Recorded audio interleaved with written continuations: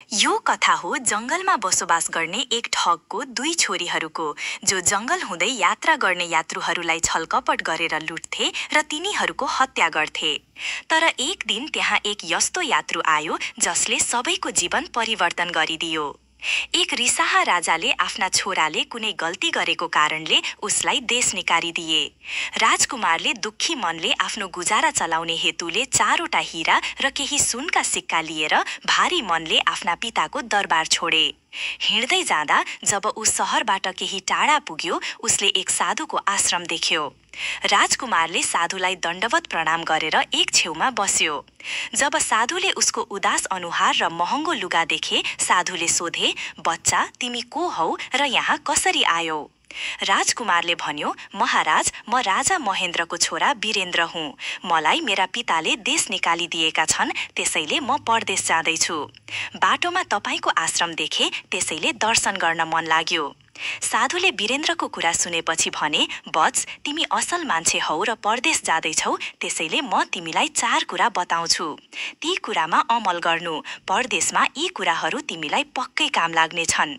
पहिलो कुरा, परदेशमा 1को सट्टा 2 जना हुनु राम्रो हुन्छ।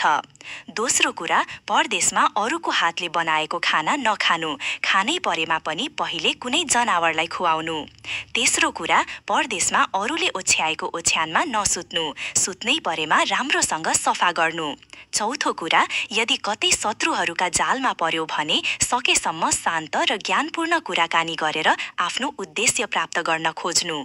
साधुले भने, "यी मेरा 4 कुरा सधैँ सम्झिराख्नु।" साधुको कुरा सुनेपछि उसलाई प्रणाम गरेर राजकुमार परदेशतर्फ लाग्यो। धेरै दिन हिँड्दै गर्दा ऊ एक जंगलमा पुग्यो। त्यहाँ उसले देख्यो कि एक चीलले कछुवाको बच्चालाई उठाएर उड्दैछ। संयोगवश त्यो बच्चा चीलको पन्जाबाट झरेर तल खस्यो। वीरेन्द्रले त्यो कछुवाको तडपिरहेको बच्चालाई देख्यो र उसलाई दया आयो। उसले सोच्यो, "म यो बच्चालाई पाल्नुपर्छ। यसो गर्दा 2 कुरा हुनेछ।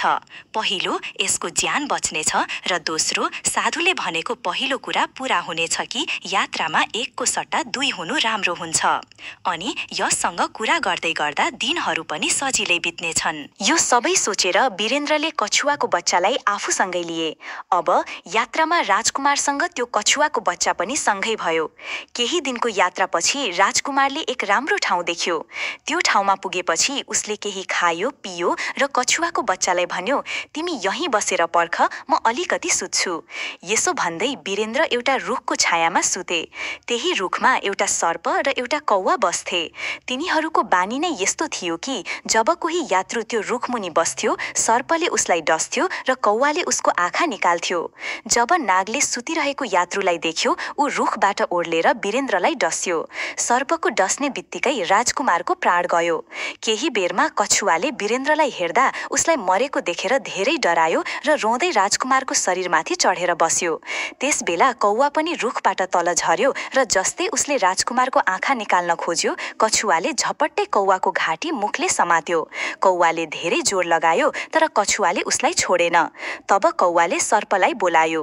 कौवाको आवाज सुनेर सर्प आयो। उसले कछुवाको पीठमा जोडले डङ्क हान्यो तर कछुवाले तुरन्तै आफ्नो मुखभित्र तान्यो। सर्पले धेरै पटक डङ्क हान्यो तर हरेक पटक कछुवाले ज्यान बचायो। जब सर्पले कछुवालाई केही गर्न सक्ने अवस्था रहेन, तब उसले कछुवालाई बिन्ती गर्यो, "तिमी मेरा मित्रलाई छोडिदेऊ।"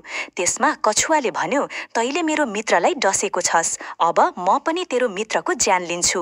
यदि तैले मेरो मित्रलाई बचाउँछस् भने मात्र म तेरो मित्रलाई छोड्दछु।" त्यसपछि सर्पले वीरेन्द्रको डसेको ठाउँमा मुख राखेर विष चुस्यो र निकालिदियो अनि भन्यो, "अब त मेरा मित्रलाई छोडिदे।"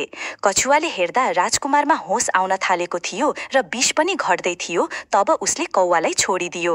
जब वीरेन्द्रलाई होस आयो, कछुवाले उसलाई सबै घटना सुनायो, कसरी सर्पले डस्यो र कसरी उसले उसलाई बचायो। कछुवाको कुरा सुनेर वीरेन्द्रको मनमा साधुले भनेको पहिलो कुरा झल्कियो, परदेशमा 1को सट्टा 2 हुनु राम्रो हुन्छ। उसले मनमनै साधुलाई धन्यवाद दियो र फेरि आफ्नो यात्रा अगाडि बढायो। यात्रा गर्दै जाँदा केही दिनपछि उनीहरू समुद्रको किनारमा पुगे।